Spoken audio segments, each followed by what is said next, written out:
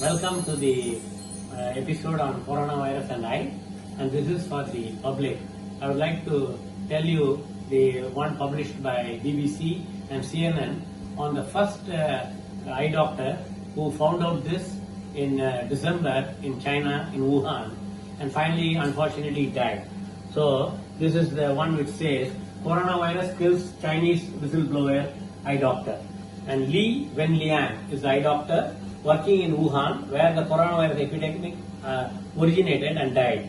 Wuhan Central Hospital confirmed his death on February 7 after a series of conflicting reports about his condition.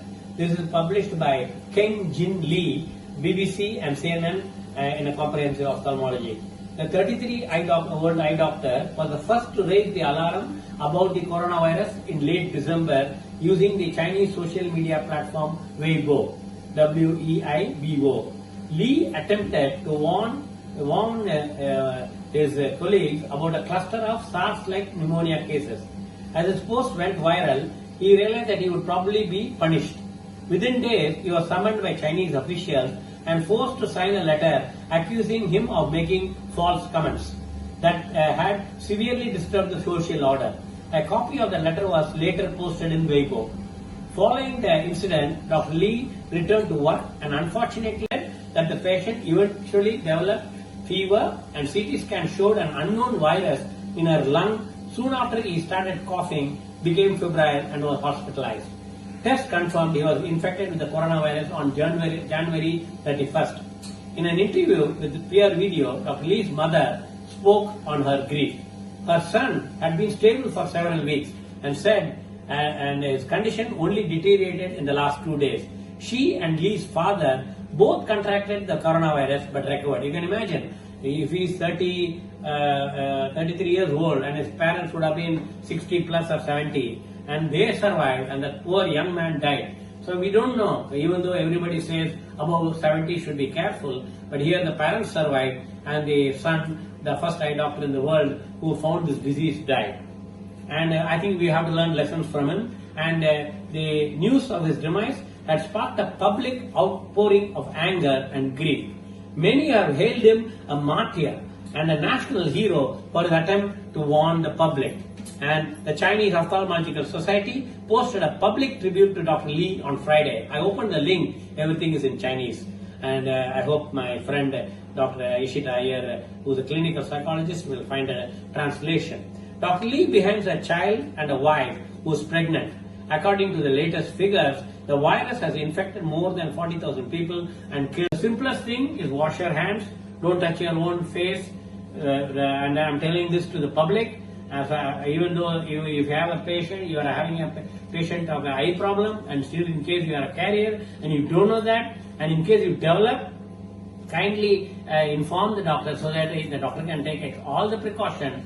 And I also want to tell an experience with a patient whom I saw, where the patient had a road traffic accident, and she had the road traffic accident in probably in February, and I think she had been to in the Italy in the last week of January for some holiday, and then she came back and she was tested by Ramana Hospital in Delhi and found negative, and later she came to me in March, and then we examined because following a road traffic accident, and the eye was totally damaged, and then initial surgery was done in the All India Institute of Medical Sciences in the RP Center, and then the second surgery the patient could not do because the eye condition was so bad and the chances were less than 1%, so she came to the expert, that is to me. And then I asked for a report and she showed me she said everything was alright, but she never gave me the history of traveling to Italy, that even though it was in January, and she didn't give the history that she went to Ramana Hospital. But since the prognosis was so bad, I told, and she again came to the clinic. We did a VEP, a test for visual evoked potential and electroretinogram. And this is exactly like the patient in Korea. So I think we have to know that in case if the patient is carrying or not, and you have to make sure that you wash your hands, and anybody who's handling any patient or anybody, make sure that you don't touch somebody or things and then touch your face or mouth or eyes or nose. So what I wanted to tell the lesson from the first private doctor who died and also from any patient is, and then when 11th when she came after doing the test, I told go back, and she came on I think 16th March. We decided to operate on 17th March, and then 17th March when she was admitted in the hospital, she said she was feeling feverish. So all of us were already worried about coronavirus. So we told no, you have to go to Kasturiba Hospital in Bombay. So she went to Kasturiba Hospital, got tested and was negative. So we decided, and we again got her examined by physician, and physician declared everything was normal. So she was operated on 19th. And the physician who examined her decided to quarantine himself. The ophthalmologist, the anesthetist who was there also quarantined himself, and everybody is, I hope they are negative. And the surgeon is me. I also make sure that everything is fine. I'm fine. So I operated her on I think 19, and then she went, maybe the health minister, the prime minister, whoever gives you guidance, including the WHO, you analyze, you recheck, check, cross-check, counter-check, you read a lot of literature, come to a conclusion, analyze, then use it. And same thing is told in Bhagavad Gita, where Krishna advises Arjun, I have told everything, kill your enemy because they have done sin. But he says, you use your brain, you use your intelligence, analyze and face the karma. That means you have to face whatever sins you do, you have to pay the fine. And I think this is what I am saying. Whatever advice I have given, whatever advice everybody has given, please use your own intelligence. Don't get scared. And fear is equal to death, which is what Swami Vivekananda says. And strength is equal to, faith is equal to strength. Have faith with yourself, have faith with God, and also refer my article on faith, fear and fraud. And have 100% faith and live well, live long, and in spite of lockdown, stay at home. And I have decided, as Swami Vivekananda said, inside a rock without any windows, if you meditate, the whole world will come to know. And you can imagine, in 1890s, he meditated, and all the virtues are being talked out all over the world, including the auditorium in the Chicago. So I think you can imagine the power of meditation sitting in your home and propagating. And I think she had been to in the Italy in the last week of January for some holiday, and then she came back and she was tested by Ramana Lohiya Hospital in Delhi and found negative. And later she came to me in March, and then we examined, because following a road traffic accident, and the eye was totally damaged, and then initial surgery was done in the All India Institute of Medical Sciences in the RP Center, and then the second surgery the patient could not do because the eye condition was so bad, and the chances were less than 1%. So she came to the expert, that is to me. And then I asked for a report, and she showed me she said everything was alright, but she never gave me the history of traveling to Italy, that even though it was in January, and she didn't give the history that she went to Ramana Hospital. But since the prognosis was so bad, I told her, you go back to Delhi.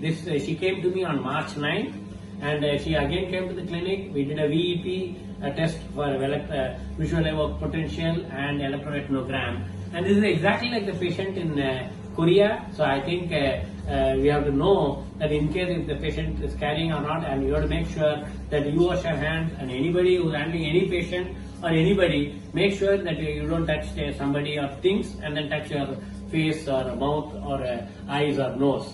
So what I wanted to tell, the lesson from the of meditation, sitting in your home and propagating. And I think it's a great opportunity. Everybody knows I was traveling every 2 days anywhere in the country or in the world. And people think that I've been arrested at home. No, I'm enjoying, because I'm able to think, I'm able to propagate good things, and also, as Gandhiji said, hear good things, see good things, and also talk good things. So I think I'm purifying my heart, mind, body and soul by thinking in pure thoughts. So with that, we can clean ourselves of coronavirus. Again, wash your hands and make sure you completely maintain hygiene, and that will protect everybody. And stay safe, stay healthy, and staying inside the house is not a punishment. It is in staying inside the house, and you enjoy it. And as I said, I wore this dress only to make sure that I look like a doctor, and I'm a doctor, and I want to tell the public, be happy, spread happiness.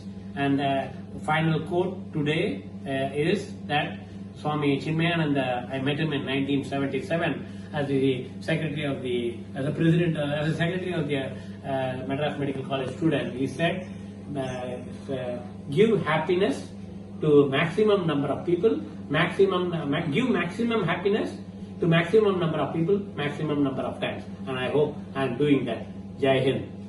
Namrata Sharma, who is a professor in All India Institute, who is giving us the directions directly from the Health Ministry, from All India Institute of Health Sciences, as well as the Rajendra Prasad Center for Ophthalmic Sciences, that is RP Center, the guidelines, and the All India Ophthalmic Society is making a guideline, and me as the president of Organized Medicine Academic Guild, we are also doing, and we have a core committee created. We have Dr. Professor Sunil Raina, and then Dr. Mrs. Narang, and many others who are working on it. And I wanted to say that be strong in mind, and then even the positive mind gives immunity to any infection.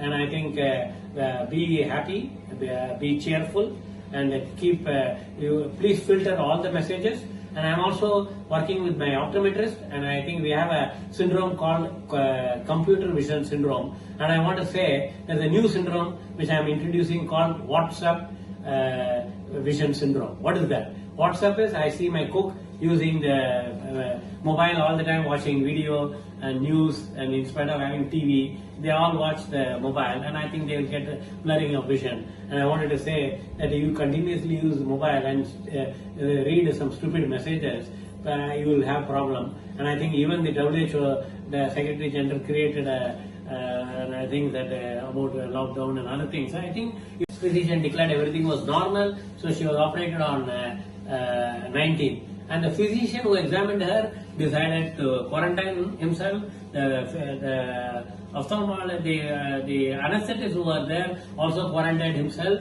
And everybody is, I hope they are negative. And the surgeon is me. I also make sure that everything is fine. I'm fine. So I operated her on, I think, 19. And then she went back to Guwahati on Monday, that is 23rd, because 24th all flights were to be stopped. So I examined her on 23rd, and then many of the doctors in our hospital didn't want to examine her. But she got examined again in Guwahati, because as soon as the flight landed, everybody took them for a testing into the general hospital. And then she said she felt harassed, but I explained to her, it is not harassment, you are protecting yourself and the family and the whole city. So it's better you got it tested and negative. So you will also quarantine yourself for 2 weeks. So I think the whole thing is, I have a 102-year-old grandmother, so I also keep a distance, and I think I maintain a distance from her, and I have a cook and a boy, and I think we all distance each other and make sure we frequently wash our hands so that we don't touch anything and keep near our mouth. So every time we wash our hands. So I think that's the only way to protect yourself, and make sure that if you have any symptom, get yourself tested. And I think if you have developed your immunity by taking vitamin. But she got examined again in Guwahati, because as soon as the flight landed, everybody took them for a testing into the general hospital. And then she said she felt harassed, but I explained to her, it is not harassment, you are protecting yourself and the family and the whole city. So it's better you got it tested and negative. So you will also quarantine yourself for 2 weeks.